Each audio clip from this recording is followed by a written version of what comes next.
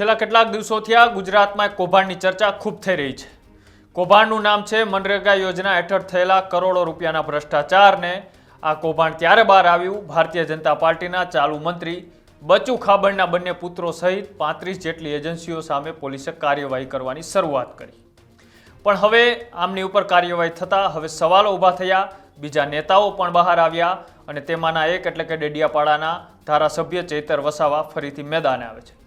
ચૈતર વસાવા પુરાવા સાથે રજૂઆત કરે છે એક વિડીયો મારફતે કે ન માત્ર ભારતીય જનતા પાર્ટી પણ કોંગ્રેસના દિગ્ગજ નેતા અને આઈ સમાજના ગીર સોમનાથના નેતા એવા હીરા જોટવા આમના માસ્ટરમાઇન્ડ છે અને 2500 કરોડ કરતાં વધારેનો ભ્રષ્ટાચાર કર્યો છે। અને આવા આરોપ લગાડતા ફરીથી આજે ચૈતર વસાવા એક નવા ખુલાસા સાથે મેદાને આવે છે અને પોલીસની સાથે સાથે સરકાર પર પણ આકરા પ્રહારો કરે છે। નમસ્કાર, આપ જોઈ રહ્યા છો ન્યૂઝ રૂમ। આપની સાથે છું કૃણાલ આહિર।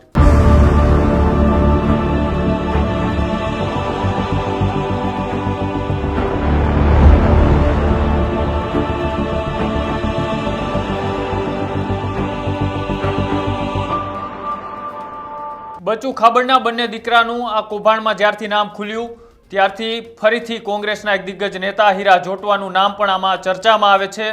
અને અચાનક હીરા જોટવા સહિત તેમના પુત્રોની ગીર સોમનાથમાંથી પોલીસ અટકાયત કરે છે અને અટકાયત થવાની સાથે સાથે જ 2500 કરોડના કૌભાંડના આરોપો તેમની ઉપર લાગે છે।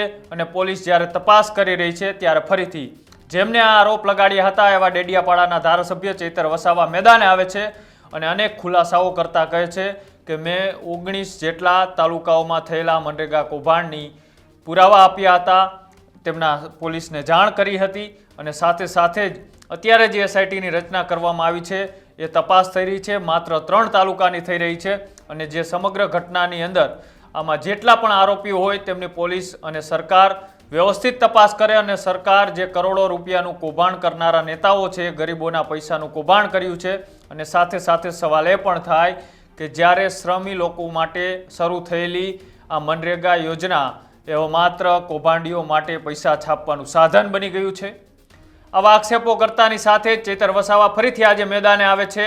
પોલીસની સાથે સાથે સરકાર પર આક્ષેપ કરતા એક પ્રેસ કોન્ફરન્સમાં વધુમાં શું ખુલાસા કરે છે આવો તે પણ સાંભળીએ। સાથીઓ, આપ સૌ જાણો છો મનરેગા યોજના એટલે અંતરિયાળ સરહદી વિસ્તાર જેમાં પોતાના જ ગામમાં 100 દિવસ જવાબદારીઓ આપવામાં આવી।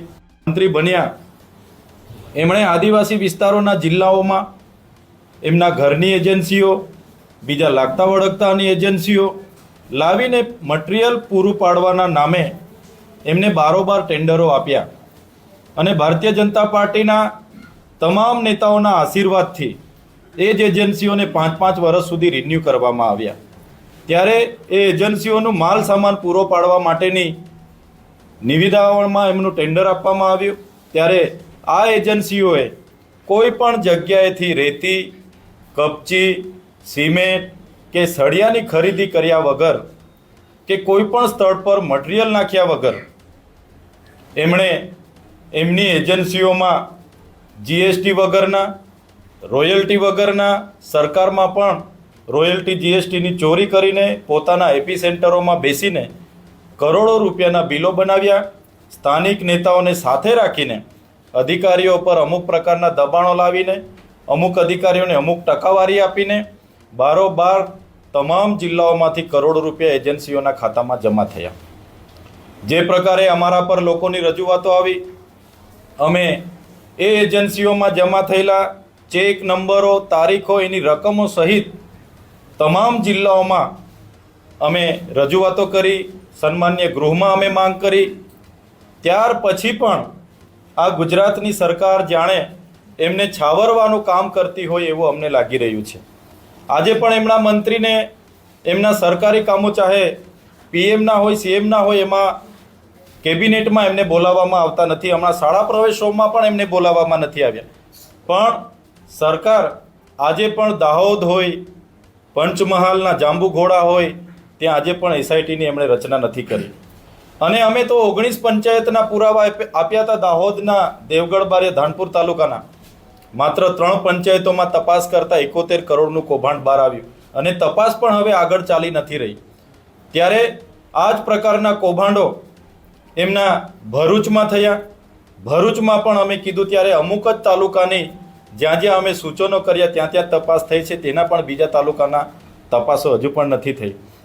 એ જ પ્રકારે નર્મદામાં કૌભાંડો થયા. એ જ પ્રકારે પંચમહાલ જિલ્લાના જાંબુઘોડા તાલુકામાં માત્ર 42,000ની વસ્તી છે. ભારતીય જનતા પાર્ટીના જિલ્લા પ્રમુખની પોતાની એજન્સીમાં, પોતાના પંથની, પોતાના ડ્રાઈવરના નામની એજન્સીમાં 300 કરોડ રૂપિયા જમા થયા છે અને ત્યાં સ્થળ પર કામો નથી કે કોઈ જગ્યાએ મટીરિયલ નથી પૂરું પાડ્યું. આજે તેમને પણ છાવરવા માટે આજે જે એ જ ભ્રષ્ટાચારમાં જે અધિકારી હતા એને જ તપાસ સોંપીને એના પર ભીનું સંકેલવા માટે ભારતીય જનતા પાર્ટી આગળ વધી રહી હોય એવું અમને લાગે છે. નર્મદા જિલ્લામાં પણ અમે એમના ચેક નંબરો સાથે, જમા થયેલા પેમેન્ટો સાથે 400 કરોડના પેમેન્ટોની અમે વિગતો ત્યાં આપી છે. અમારી પાસે પુરાવા છે. એસપીશ્રીને 1 મહિનાથી અમે ફરિયાદ આપી છે. તપાસ ચાલે છે. પણ મોટા ગજાના નેતાઓના દબાણવશ થઈને આ કૌભાંડમાં અધિકારીઓ પણ જેટલું બતાવીએ એટલું કરે છે, આગળ કરતા નથી. ત્યારે અમે સરકારને કહેવા માગીએ છીએ, આ અવસર સારો છે સરકારની છબી સુધારવા માટેનો. અને તમામ વિસ્તારના લોકોની એક માંગ છે, આ મનરેગામાં જે કૌભાંડો થવાથી એ લોકોને રોજગારી નથી મળી, એમના હકનું છીનવાઈ ગયેલું છે. ત્યારે એ લોકો પણ માંગ કરી રહ્યા છે સરકારમાં કે આ કૌભાંડમાં જે પણ લોકો સામેલ છે, ભાજપ કોંગ્રેસ ભાઈ બનીને કૌભાંડો કરેલા છે, એ તમામ લોકો પર તપાસ કરીને કાયદેસરની કાર્યવાહી કરવામાં આવે એવી અમારી માંગ છે. અમારી સ્પષ્ટ અને સરળ વાત એ છે, જેટલું પણ પેમેન્ટ એજન્સીઓના ખાતામાં જમા થયું છે એ પેમેન્ટનો વ્યવહાર કોની સાથે થયો છે એ દિશામાં પણ તપાસ કરવામાં આવે. એમણે જો મટીરિયલ નાખ્યું હોય તો કઈ એજન્સીમાંથી સિમેન્ટ લીધી, કપચી લીધી, રેતી લીધી, કઈ રજિસ્ટર ગાડીથી ત્યાં મટીરિયલ નાખવામાં આવ્યું એ દિશામાં પણ તપાસ કરવામાં આવે એવી અમારી માગણી છે. સાથે સાથે દાહોદ હોય, પંચમહાલ હોય, છોટાઉદેપુર, નર્મદા અને ભરૂચ જે પણ એસઆઈટી બની છે, માત્ર ભરૂચમાં એસઆઈટી બની છે, બીજી કોઈ જગ્યાએ એસઆઈટી બનાવવામાં આવી નથી. ત્યાં પણ માન્ય હાઈકોર્ટના નિવૃત્ત ન્યાયાધીશની અધ્યક્ષતામાં એસઆઈટી બનાવવામાં આવે અને તપાસ કરાવવામાં આવે એવી અમારી માગણી છે. અને પોતાની નૈતિક જવાબદારી સમજીને ભારતીય જનતા પાર્ટી એમના મંત્રીને એમના પદ પરથી પદભ્રષ્ટ કરે એવી પણ અમે માંગ કરીએ છીએ. આવનારા દિવસોમાં દિન 10 પછી અમને સંતોષકારક આમાં તપાસ અને કાર્યવાહી નહીં લાગશે તો તમામ જિલ્લાઓમાં જે પણ લોકોને મનરેગા થકી અન્યાય થયો છે એવા તમામ લોકોને સાથે રાખીને જિલ્લા પ્રમાણે અમે આવનારા દિવસોમાં રચનાત્મક કાર્યક્રમો આપીશું. એટલે ફરી એકવાર સરકારને કહીએ છીએ, આમાં તલસ્પર્શી નિષ્પક્ષ તપાસ કરવાના આદેશો આપવામાં આવે. ગરીબોના હકના નાણાં છીનવાયેલા છે, સરકારના કરોડો રૂપિયા નાણાં ખેરવી લેવામાં આવ્યા છે. ત્યારે તમામ જિલ્લાઓમાં નિવૃત્ત ન્યાયાધીશની અધ્યક્ષતામાં એક સીટ બનાવવામાં આવે. સાથે સાથે મોટા નાણાં આમાં ઉચાપત થયા છે ત્યારે જરૂર જણાયતા સીબીઆઈ, ઈડી અને જીએસટી વિભાગને પણ અમે તપાસમાં સામેલ કરવામાં આવે એવી અમારી સ્પષ્ટ માગણી છે.